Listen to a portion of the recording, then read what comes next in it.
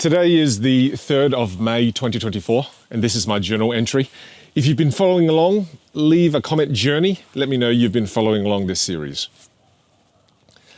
Today I want to talk about two of my friends. One of them is the dreamer and the other one is the realist.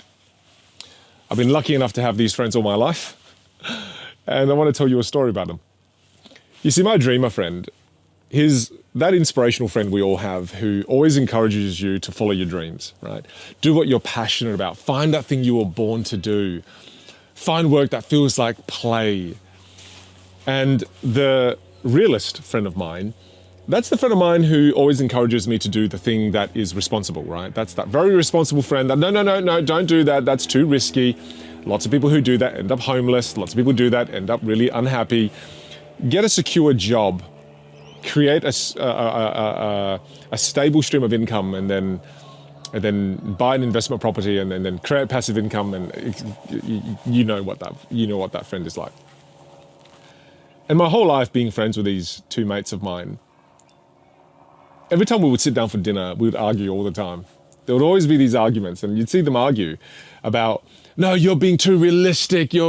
My goodness, you're going to end up living a really boring life. Well, you're being too crazy because you're going to lead people to trying things and then failing and then never getting anywhere. And this constant push and pull I've always experienced within this small friendship group of mine. And technically, I've also got more than two friends. I'm just talking about two friends specifically. I've got 5.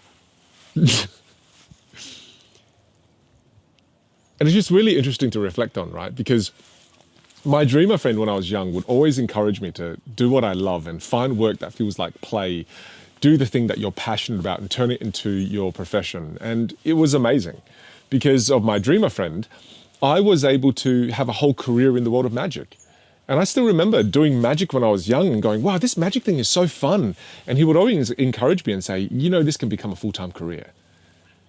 And then I started researching online and I discovered that there are magicians out there in the world that make $100,000 a year, $200,000 a year, $300,000 a year and more doing magic tricks. And I thought to myself, what? You can perform magic and be paid this ridiculous amount of money?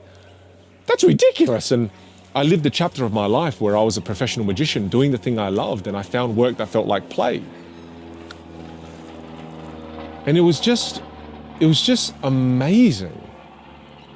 And then there were times when I over-indexed on my dreamer friend and I listened to him too much, and he made me believe that anything was possible. And I still remember I at one point wanted to be this entrepreneur that would own a chain of electronics stores, and he convinced me to fly to Canton in China, the Guangzhou Fair, and buy a full container worth of electronics and bring it back to Australia to try to sell, and that was a complete disaster.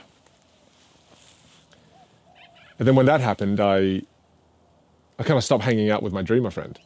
I kind of went, hey, you're a bit too much. And I started spending time with my realist friend more.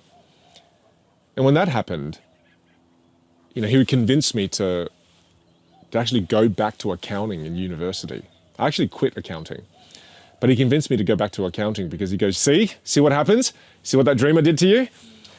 I was like, yeah, you're right, far out. So I actually went back to university for 6 months. And when I went back to university for 6 months to listen to that realist friend of mine, I was miserable. Oh, I was so miserable. Because I knew I didn't want to do accounting. I quit it in the first place for a reason.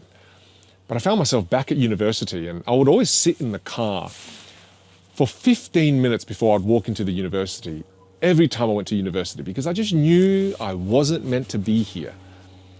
But because of one failure over there, I got scared.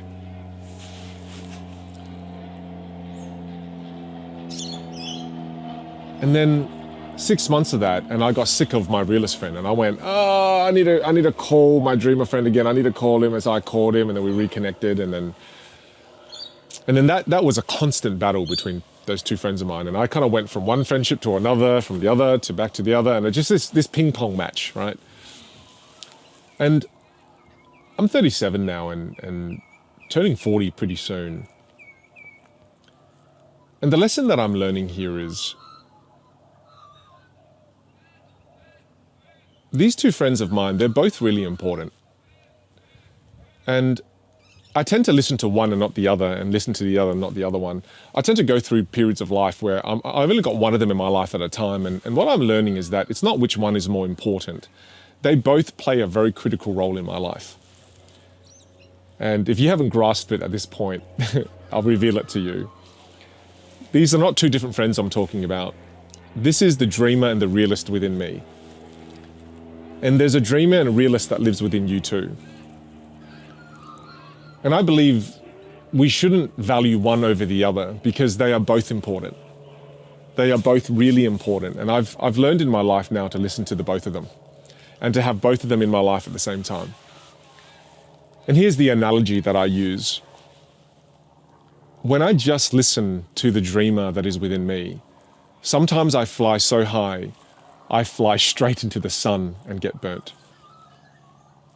And then at the other times, when I only listen to the realist in me, I never end up getting off the ground, and I never know what it feels like to fly and soar. So the dreamer in me ensures that I get to get off the ground and fly, experience the exhilarating feelings of doing something that you love, feeling that euphoric feeling of doing something you're passionate about, feeling all of the wonderful feelings associated with soaring in this life. And the realist in me keeps me grounded enough so that I don't fly into the sun and hurt myself. So the dreamer ensures you get off the ground. The realist ensures you don't fly into the sun. They're both just as important as the other.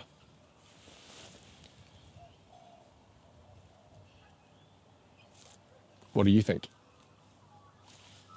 See you in the next journal entry.